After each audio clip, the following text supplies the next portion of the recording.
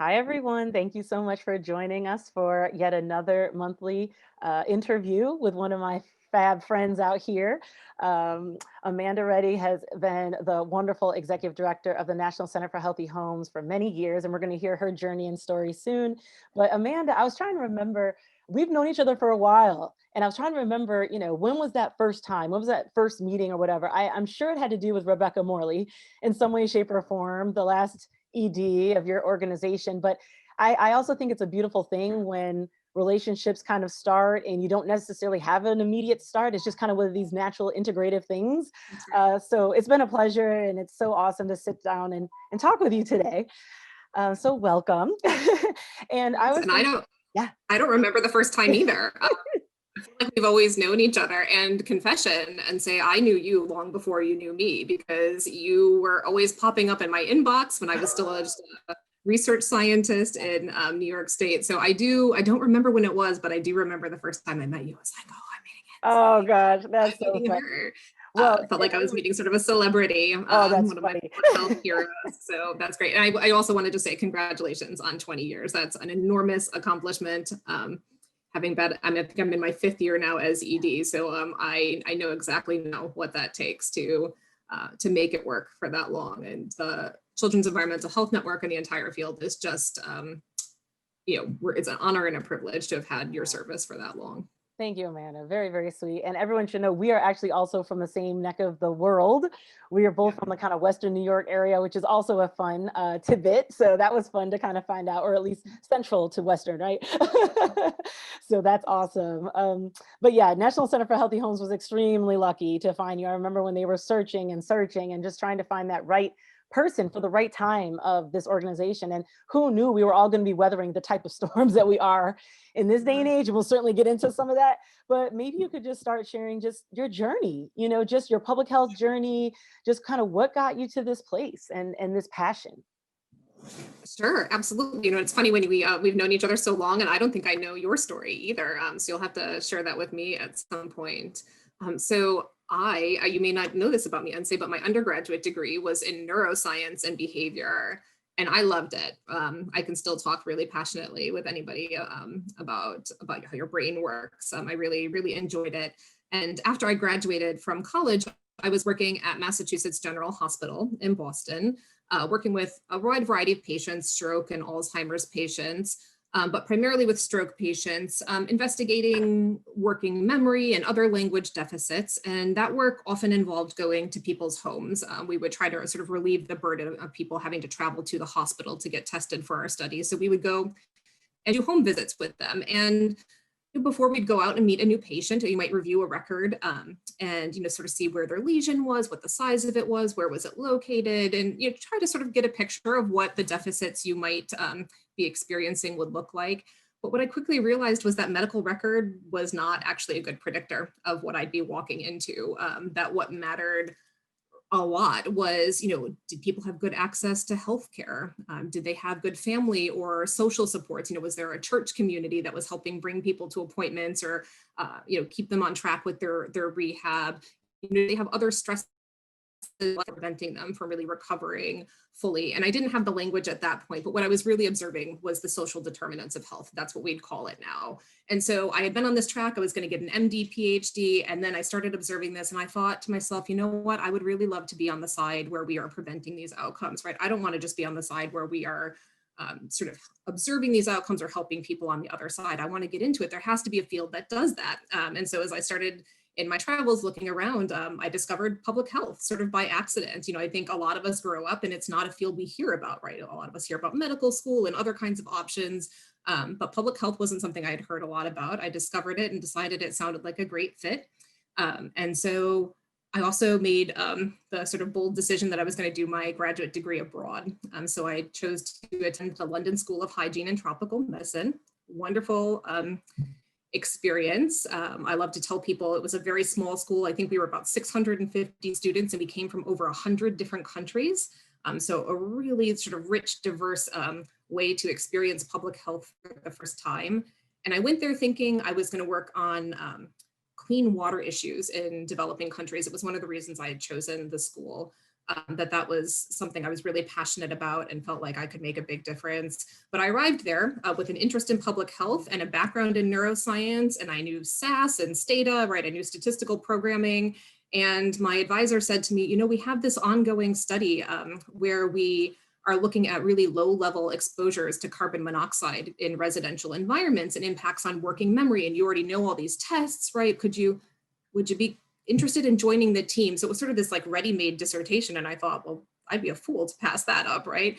And so I said yes. And that sort of then took me on this path that when I graduated, I had this degree in environmental health, this experience working on exposures in indoor air. And that led me to take a position with the New York State Department of Health, where I worked on indoor air quality and outdoor air quality in a wide variety of settings. So work, school, residential, outdoor environments. And, you know, I often tell people that I took a job and found a calling. And that's really, really true, right? I took the job because I needed to pay off my student loans, but I quickly became really, really passionate about what I was doing. I love to tell people also a really key moment for me came early in my time with New York State when I was sitting across the table from a family. It was the DeLucas of Orange County, New York. And they were telling us the really heartbreaking story of the night that their 9-year-old son, Michael, died of an asthma attack, despite them doing everything that they had been taught to do to respond to his asthma. And it was an entirely preventable death. And their story just really broke my heart. But then what was even more heartbreaking was realizing how common it was, right? 9 people still die every day in this country. 9 people die of asthma attacks. And it doesn't have to be that way, right? And I knew from the programs I was working on that we knew what to do, right? We knew how to intervene to prevent these types of outcomes. And I was sort of sitting around, right? My job was to be more of an evaluator and sort of a technical assistance provider, but I was sort of sitting around being like, why isn't somebody doing something about this? We have all this evidence. Why isn't somebody creating policy? And then I decided, well, maybe that's me, right? Maybe I'm the change agent that needs to come into play here. And so I started attending meetings and scribbling down acronyms that going back to my desk and Googling them to figure out what they meant and sort of piece things together so that I could actually start to be the change agent that made a difference. And eventually that meant moving on to the national center and taking those skills from the state level to the national level. And it's just such a privilege to be able to lead the team that I do, to work with partners like you, and to be able to, see all the change agents that still exist at the state and local level, and to support their journey the way that I was supported in mine. That's just awesome. I can't wait for others that have even worked with you for so long to hear that story, because I would imagine you don't get a chance to tell that often as well. And over a glass of wine, let's definitely talk about, our backgrounds here, because there's a lot of similarities. And one for me is that it was we kind of stumbled into this. And I think one thing that both of us try to definitely do as public health leaders now, especially through groups like the American Public Health Association and beyond, is really make sure that it's not a haphazard journey for others, that is very intentional, and that folks know the variety of options. And if folks are not hearing about public health during this COVID crisis right now, then I don't know what's going to get their attention. But thank you so much for sharing that awesome journey, and how lucky we are that all of those paths and those stars aligned the way that they did. So absolutely. No, I feel the same.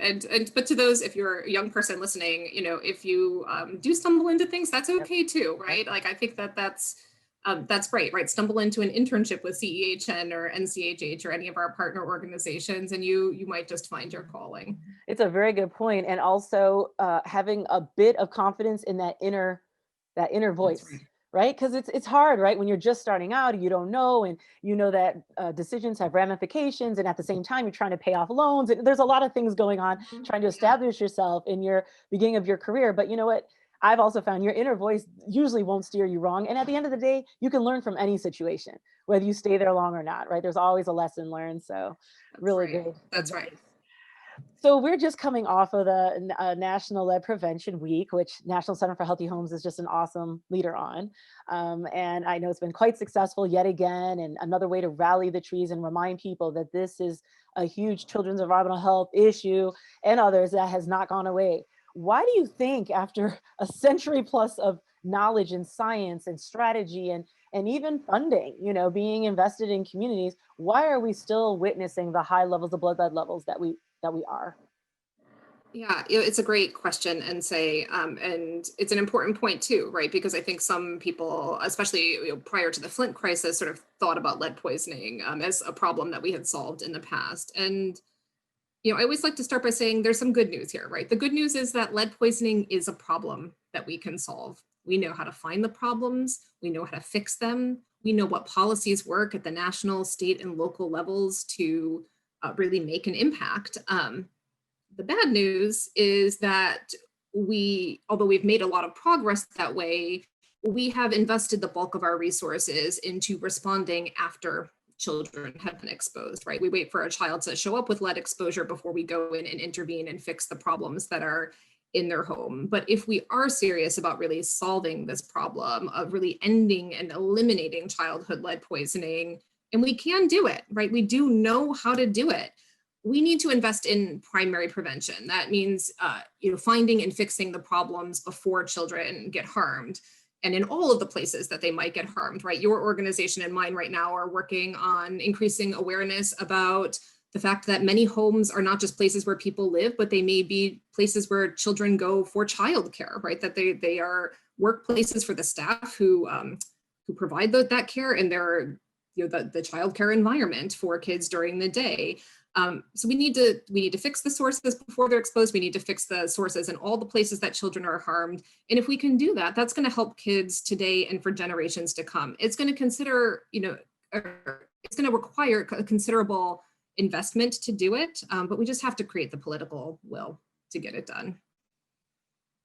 Thank you. It's so true. And I know there are folks that just kind of roll their head, their eyes, and yeah, yet another thing. Either we need more science, which is not the case for lead, or we're always waiting for that magical, amazing policy team that's finally just going to get it done. But what is good here is that where the federal government at times may fall short, the states have totally been lifting up, in the cities, and it's awesome. And there's a lot of lessons learned, right, at the local level. And thankfully, we're not waiting for what at times can almost seem like eternity for, said protective public health policy in this case. So the word out there for everyone is please stick at it. That's We right. need as many advocates out.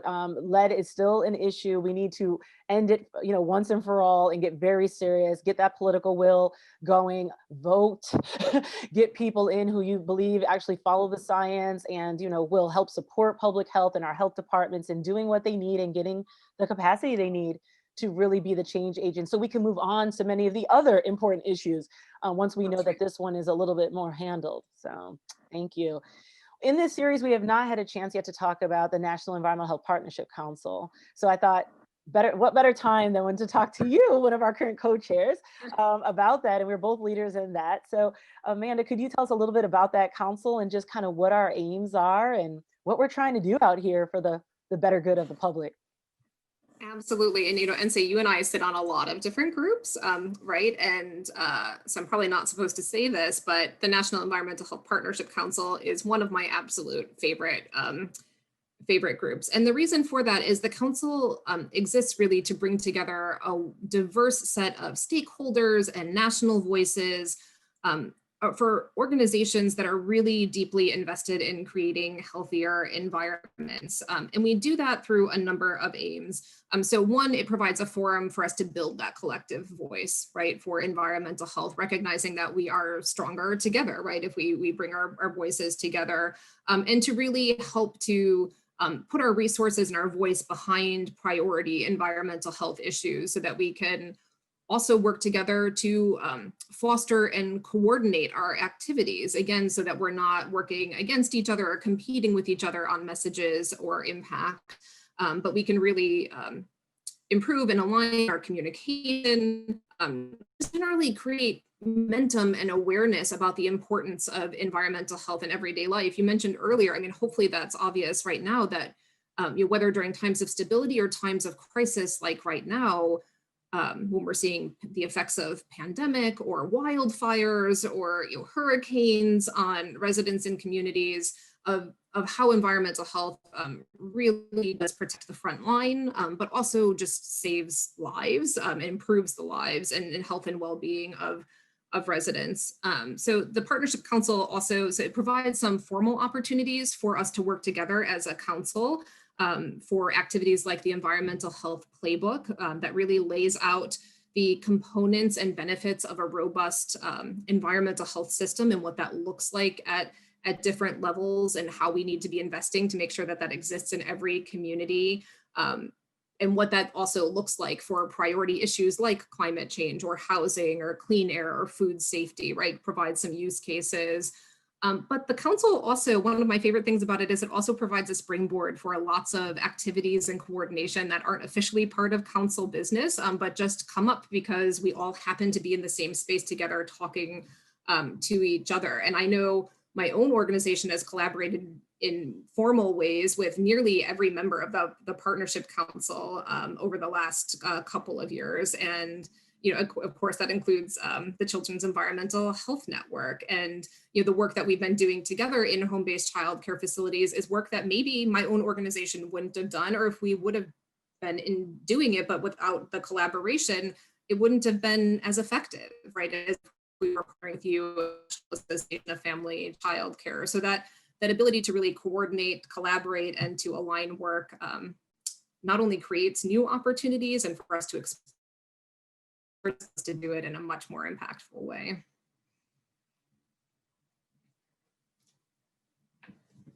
Oh, Nse, I think you're on mute. Oh, thank you. While the kids are also on Zoom, I'm hoping I don't get knocked off here. No, thank you, Amanda. I think we can all relate.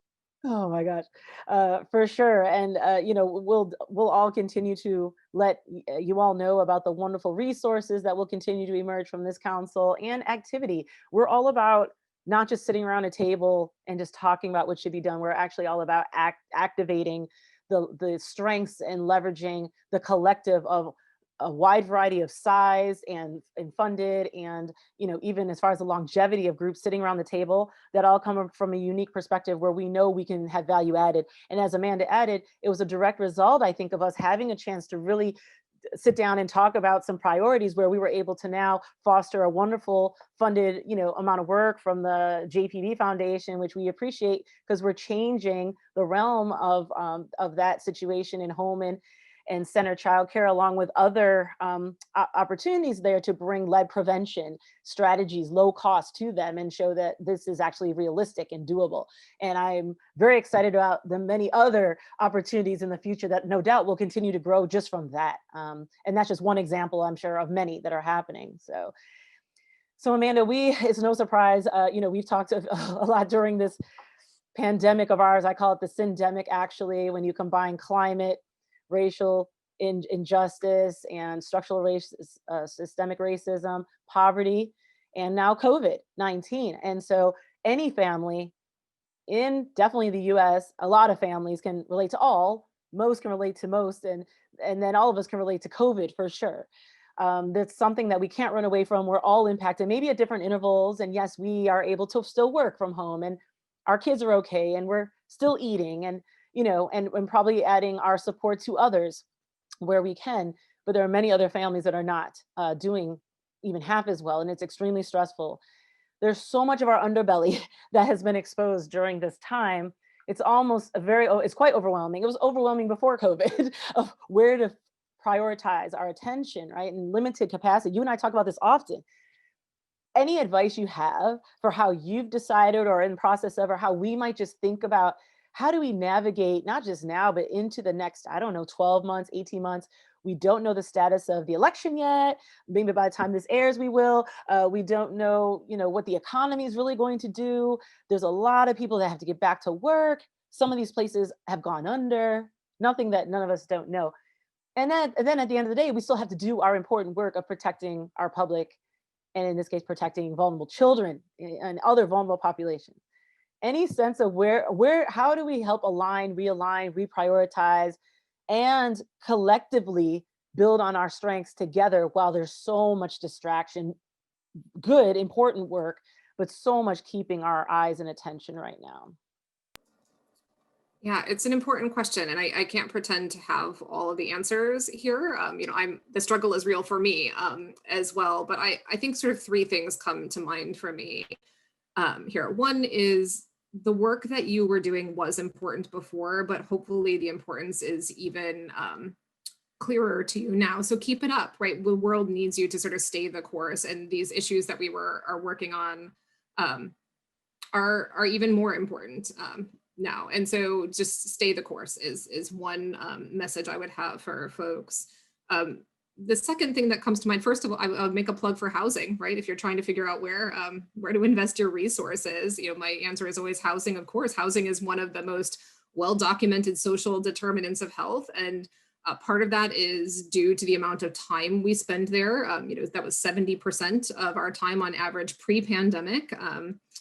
And part of that is due to the fact that housing can impact so many aspects of our health and well-being through multiple pathways, affordability, quality, neighborhood context, but also because the disparities we're seeing in the impact of this pandemic and other disasters existed before the pandemic, right? The pandemic did not create them, but it has really unmasked them, as you say, unmasked the underbelly of them. And they're really due in the housing sphere to ongoing, historic and ongoing racist housing policy that we have to come to terms with. And as we ask people to spend now close to 100% of their time at home, and children are spending close to 100% of their time at home, it's more important than ever to make sure that that's a place where kids can thrive. And as well as I do, and say that too many kids are sheltering in place in homes where they face threats of eviction or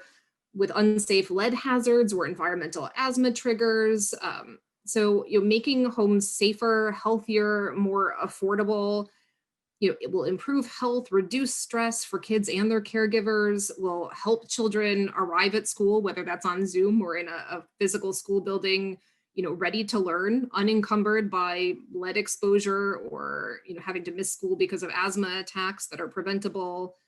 And in most cases, as I said before, we not only know how to do this, how to make homes safer and more affordable, we also have good evidence that it makes economic sense to do so. And I can say more about that later, but so I'd say the second thing is, if you're choosing your issues, I'm the executive director of the National Center for Healthy Housing, but we have a strong case for the fact that housing has to be an essential component of your profile and your portfolio if you're working on environmental health or environmental justice issues. It's just undeniable sort of impact on people's health and well-being. And the third thing that I would encourage people to do here, and it's a journey that I'm on also as a leader of an organization in this space, is we've been reflecting a lot on how much of the work that we do at the National Center for Healthy Housing is necessary because of that history of systemic racism, right?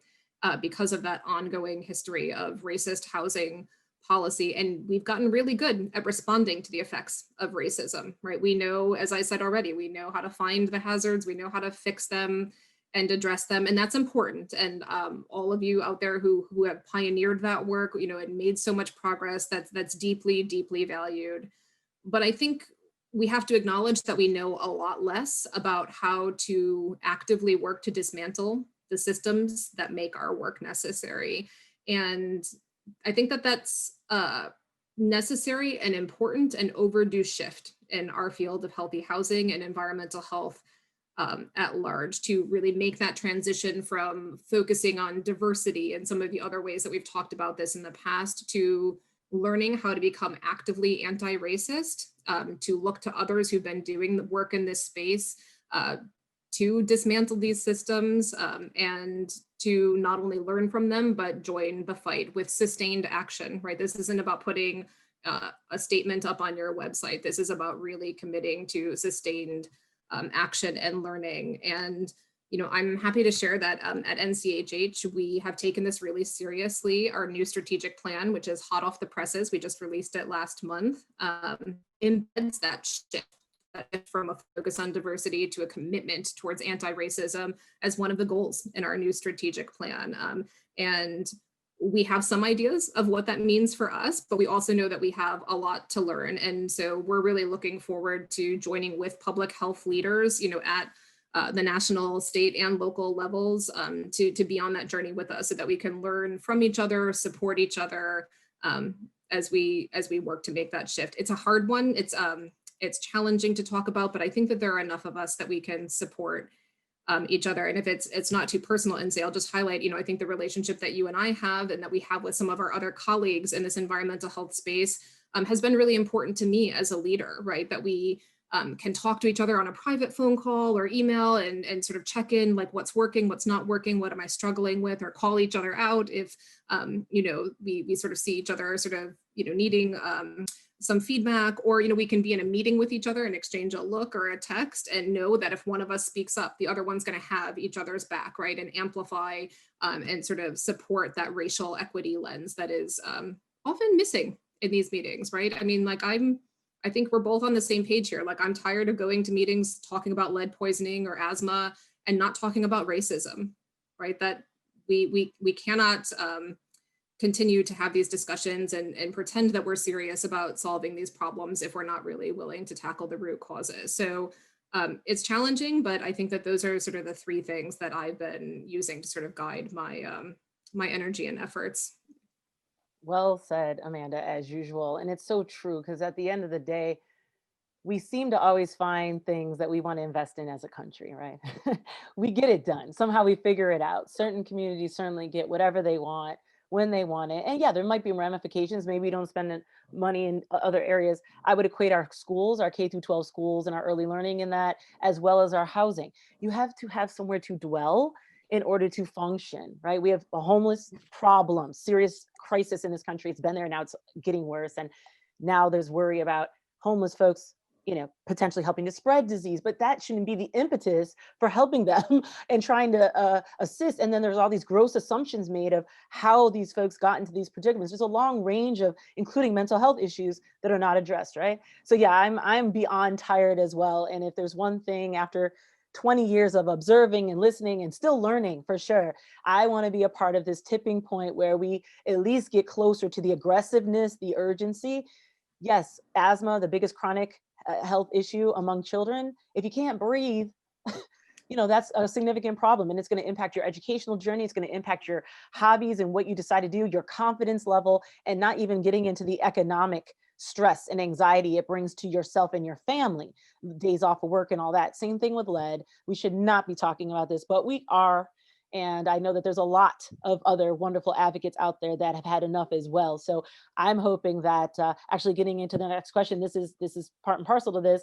By the time this airs, again, hopefully we will know who won the election, but we know it can be one of two, right? And it's going to be either more of the same, and now the difference is we know what the more of the same is. Before we could speculate, but now we sadly have almost 4 years of atrocious practices of dismantling a variety, over 90, almost 100 environmental health related standards that so many have worked for decades to establish. And I'm talking about our basic air, our basic water, our basic food infrastructure, certainly the way our communities are designed, and the above, all the things that really do intersect with us, whether folks have figured that out or not. And on the other side, I think there's a lot of hope and expectation that we can turn stuff around. But I think we have to recognize it didn't take one administration to get us into this predicament, per the last conversation. So regardless of what the outcome of the election is, where might you suggest on the policy front, standard setting front, or a regulatory front, what should qualify or really rise to the top when we're talking about transition plans and moving into maybe the next 12 to 18 months of whichever administration we're dealt with? I know it's kind of like the earlier question about priority setting, but I'm thinking more on the standard side, funding side, appropriation side. Any thoughts you have on those of us that are continuing to try to put children first, vulnerable populations first? Where do we continue to focus and be laser focused on collectively, where we might see some good gains and returns? That's a great question, and I hope by the time this airs, all of you watching did vote, right, and did exercise your right to vote for candidates who are going to prioritize children's health and safety.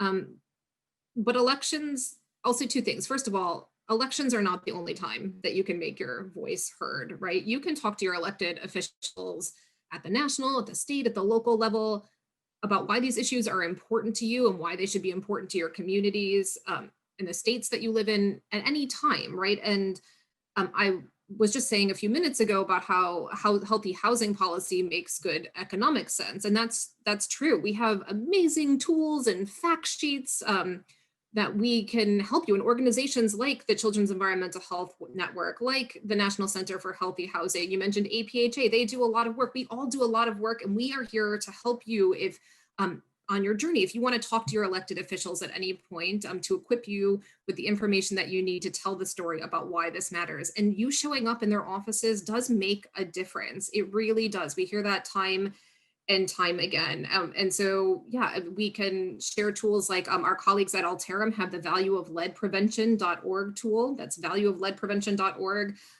And you can go and you can look state by state and see the burden of lead poisoning prevention or lead poisoning in your state, but you can also click over and see the impact of priority key interventions, things like investing in lead hazard control, removing lead service lines, enforcing EPA's renovation, repair, and painting rule, and what the effect is, not just nationally, but in your particular state. And that kind of data is really important and can be really compelling to decision makers, especially when paired with your personal story about why it matters to you and your community.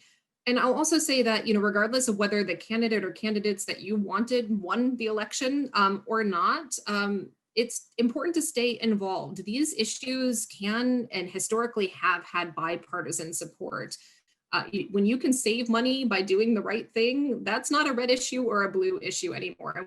We know how to make these issues accessible and compelling across both sides of the aisle. So, for instance, one of the things the National Center has been advocating for a while, and many of our colleagues through a campaign that we called Find It, Fix It, Fund It to end childhood lead poisoning, is something as simple as replacing windows in pre-1960s housing, right? Eliminates a major contributor of lead dust and major contributor of lead exposure and lead poisoning, but it also improves energy efficiency if you choose the right windows. It creates jobs, right, for people to create the windows and for people to install the windows, and it improves property values, right? That's a win all around. So there are a lot of really common sense things that we can do. And as much attention as everyone is paying to the national level right now, there's also a lot of impact that you can have at the state and local level too. So I hope when you went to the ballot box, you really put a lot of thought into who you were choosing at the state and local level too, but that you also take the time to build relationships there. And again, we have just more case studies and tools and, fact sheets than you could possibly even imagine to help you learn about what's going to make sense for your community, how, what kind of policies and programs are available that can have impact at the local level. And then we are here, right? I mean, we are these national organizations, but if you call, we'll pick up the phone, right? Often it'll be Nse or me that's picking up the phone, and we'll talk to you and spend the time with you so that you can help us make the case for this work. So I would say, first of all, of, who's in office, these issues can be bipartisan, and there's nothing that should stop us from moving forward, and that the work is done at all these levels, right, at the national, state, and local level. So there are always opportunities to be moving forward, and you don't have to do it alone. We're here to help you. Yes, thank you. And I always try to make sure we work in climate change into these discussions. And thank you so much for bringing up, especially energy efficiency. One thing that I'm also personally hoping in the next year or so is that we're finally able to lift off an important concept that we've pulled together that could totally be leveraged at the local city level, where we hone in on the fact that the energy efficiency housing efforts in this country, while they might be great, they're very underutilized. And so seriously, who, as usual, is underutilizing? It's some of the highest risk populations. So we have an interest in really honing in with some wonderful partners and lifting up the economic benefit, the health benefit, but also the long-standing, benefits that home can have, even for, future worth and investment and all of that. And again, just helping to remediate some of the climate impacts in the community. I mean, there's so many win-wins here, but many folks just, again, especially now, have a hard time wrapping their head around what is this and who pays for it and all of that. So there are so many co-benefits to making sure that our housing and where we spend a good amount of our time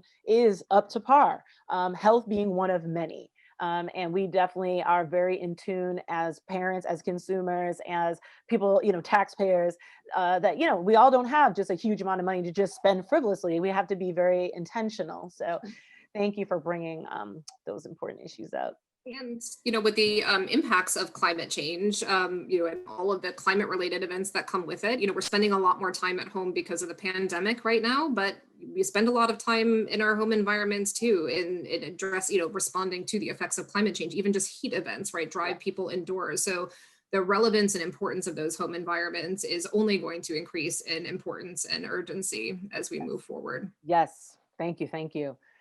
So speaking of parenthood, you are a wonderful mother to two wonderful children, and wondering if, I think it's very important for us all to kind of personalize these issues as well. They can seem very overwhelming and a lot to figure out. And if you've never really thought about these issues or had the chance to, where do you start, right? So sometimes I think it's always good for us all to just kind of share. Granted, we're at different stages, different learning, and we're all still learning, but what are some of the things you prioritize as a mom in your home, in your family, that you are, excited about, really honing in on, and feel good about it, adding added protections to your family life? Sure. So yeah, that's right. I have an 18-month-old son and an 8-year-old stepson who lives with us part-time. And this is a great question, and say, because I think being a mom is a really good reminder of why we need policies and programs to make all of this a lot easier. Despite being executive director of a national organization dedicated to healthy housing, I still have my fair share of embarrassing moments where I discover my baby proofing isn't, thorough as I thought it would be. I could probably create a whole image library, a photo library of images of don't images for our, injury prevention presentations and publications that all of us put together. So I think I probably do the same kinds of things that a lot of parents do in terms of, the products that I choose to bring into my home, removing hazards so that, the kids have a safe place to just be kids, right? Explore and sort of just play and be kids. And not have to worry about that, making sure that we're prepared for those emergencies, right? Emergency preparedness is something that people often think about when something's coming, right? A hurricane's on its way or a wildfire is encroaching, but we can be much more effective if we have a plan in place and have some some supplies on hand so that we can respond really, really well when those moments occur. But I also appreciate that because of the nature of the work I do, I have a leg up on most parents out there, right? I have access to resources, information, daily reminders, even just that this is important, and it's still really hard sometimes, right? And in talking with family and friends, I'm sure you get this too, it's often just really clear that how some of the messages that we give people are also contradictory, right? I was on a group text with some family and loved ones recently where there was a discussion about some unwanted pests, right? And like clearly we've gotten the message out there like pests are bad, right? So we must get rid of pests, but then we expect people to go out there and just navigate a dizzying array of products that may include and do often include things that are ineffective or worse, dangerous, right? So like, for instance, there was talk on this group text of like bug bombs and defoggers, right? And somebody said they were going to use it, and somebody else said, "Oh yeah, I should do that too," right? And then I had to sort of step in and wound up giving sort of an impromptu TED talk on integrated pest management over this group text. And thankfully, they were good sports about it, good enough sports that they actually suggested I take over an upcoming Zoom family call to give like a webinar, like a little in-service training.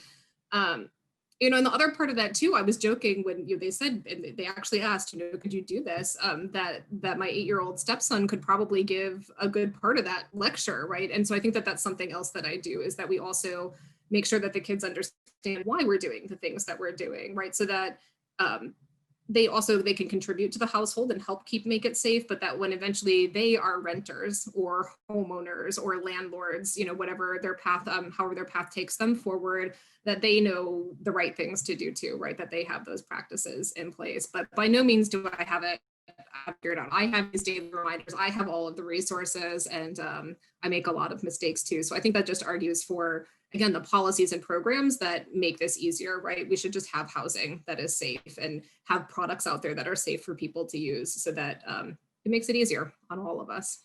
It's so true. I mean, the labeling discussions just starting there. I've been definitely, I still am that consumer walking. I only have so much time. And I looked on this long aisle of laundry detergent. Okay, where do you Yeah, just start? grab something. Right, Yeah, or the cleaning agents are huge right now, and I know a lot of our organizations spend a lot of time trying to promote cleaning for health, right? Yes, everyone has to clean, but not to the detriment of your health. What does that all that's right. mean? Sanitizing versus disinfecting. So we're also a bit nervous about a lot of the misinformation that continues to be leveraged right now during the COVID pandemic, because, and we're on the next cusp of this next wave, if you will, and it could be very bad this winter. And you just hope that people closed indoors really take a step back, listen to science, listen to public health, kind of try to Right. keep the other stuff. It's a lot of stuff at bay. I'm sure social media continues to blow up with self-made MPHers and PhDs and RNs and all that. And, it's all good, but just kind of keep your common sense about you. Read the labels. If it says anything flammable right there, that's an indication. If it starts having all of these contents of words that you just have never even heard of, you can't even pronounce, take caution with that. There's some guidance out here between our organizations and others. Definitely want to help you all make better informed decisions, because that's, I think, the biggest question we always get. Well, I agree, I don't have a lot of time. What should I look for? What should I buy? And the labels need to be better. But while that process is also happening, there are ways we can empower ourselves, which is looking at what to avoid just as well as what we're trying to look for, maybe, especially for those that have highly sensitive children, and they themselves are highly sensitive. You want to be careful about that also. I agree, and I think, the other side of that too is that sometimes, companies also market things as natural, right, to parents who are trying to do the right thing, right, and are paying attention. Because you are busy, right, you see that external side of the bottle and you just grab it. But just a caution out there too, that just because something, is marketed that way doesn't mean that it's effective or safe either. So really paying attention to some of the guidance that's out there about what is effective and how to read labels is really critical now, but really all the time. That's a really good point. Every gas station now has a table that they never had before with hand sanitizers and all this stuff and the wipes and all. It can be, at times you just think, oh, I'll just pick this stuff up. Take note, try to find a line that you're comfortable with, that you've done some research on, and kind of stick to that ideally, because you just want to be careful. There's a lot of That's right. marketing going on that isn't always the best for us, sadly. It's kind of gets to the bottom line. And to Amanda's point, non-toxic means nothing. There's no one out here monitoring our consumer products for whether it's non-toxic. We don't even know what that means. You have to look at the contents and what the contents are telling us as far as what we know for health, human health implications. So there's a lot more we could say on that. In fact, there's a whole sets of trainings on just this That's right. topic, but we know that this is huge for business, small business, early learning, K through 12 schools, and of course, home environments. So we want people to be as up on that knowledge as possible. Please check us out. Let us help you if we can be any help on that. So Amanda, who are one of your heroes and why? And I was always the kid who froze when I was asked about like a favorite movie or a favorite book. Even though I was a bookworm who probably had read more than anybody else in my class. And I think that's, partially because I just had too many choices, right? I like sort of voraciously consumed books, and how could I possibly choose a favorite? And I think I kind of feel like that with this question too, right? Throughout my career and currently, I have just been surrounded by public health heroes, people who have mentored me, who've lifted me up throughout my career, who are the reason I'm in the position that I am today, who have inspired me. Like right now, when I think about all of the folks, all the healthy housing practitioners that are out there on the front line, figuring out, first of all, being redeployed to help with a COVID-19 response, but also trying to figure out how to keep people safe in their homes, right? Despite the fact that everything about their workflow and the way that they're used to keeping people safe in their homes has changed, and all of the innovative ways that they are responding to that and making sure that other social needs are met. It's almost impossible for me to even just name one. I am just the field of public health, like to be a member of the field of public health is just to immerse yourself in the field of heroes every day. No, it's a very good point, and a definite shout out collective here, to our public health heroes collectively, our public health departments that are always underfunded and always have so much work to do. And that was pre-COVID. We know they're That's working right. so hard. We appreciate you. We need to give them the support that they need to really be the champions, the best champions, most effectively in their communities, and helping us turn this curve on COVID and future viruses and exposures and Right. climate change and all the above. Our CDC folks, we know so many people have been deployed, left their own young families for months at a time, doing the work of 2 or 3 people. They won't say it, we'll say it. You guys are amazing, and you women and men, and you should not have to do all this on your own. There should be at least triple, quadruple the workforce. They need their support too. This is our public health infrastructure, HHS. I mean, we could go on and on. There are, state level leaders that are working so hard. And again, all kinds of frontline workers who have always been frontline, by the way, and we That's need right. them for our communities to function. We need to do right by them. And I'll leave it at that. Here, So, here, here, here, here. so our final question, just because this has been so fun, but I want to be respectful of your time. We also, both of us talk a lot about, cultivating the next generation of leaders in our various organizations and in our partnerships and our collaborations. And it's just something that I know both of us just really appreciate, our value added and what we've gotten along the way, what we're still getting, but how we impart that on and hopefully raise the bar, and we're learning so much, by the way, by the next generation. It's not just all one way, it's a two-way opportunity.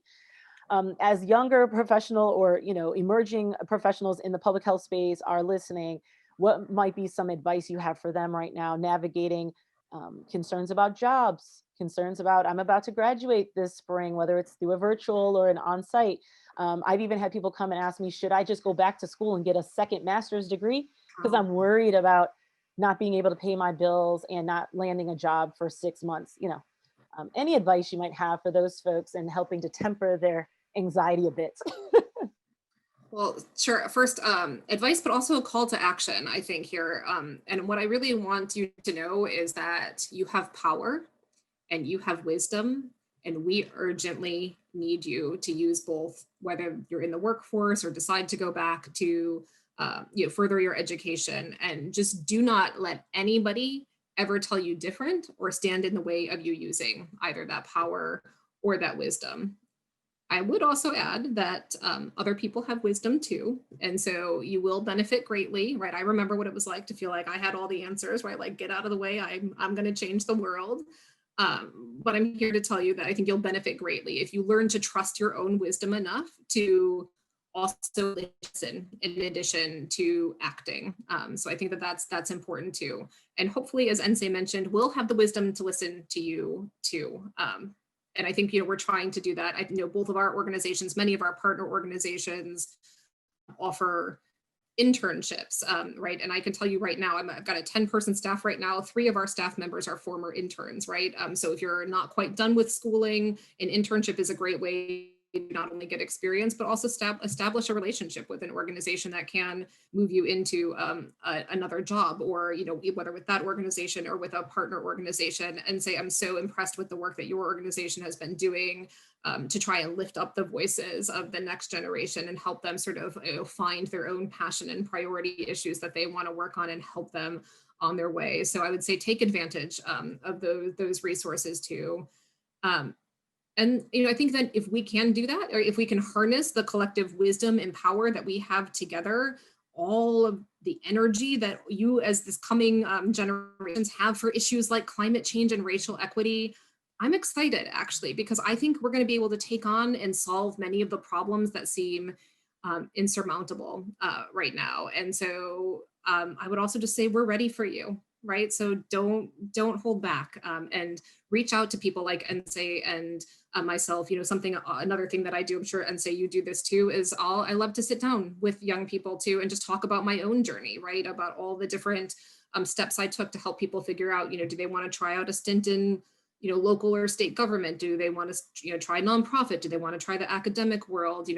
What ways to sequence that? Where they might find value in sort of figuring out their own path. So reach out to leaders, right? I know when I was in your shoes, it might have felt a little bit overwhelming or daunting to email the executive director of a national organization. Don't be shy.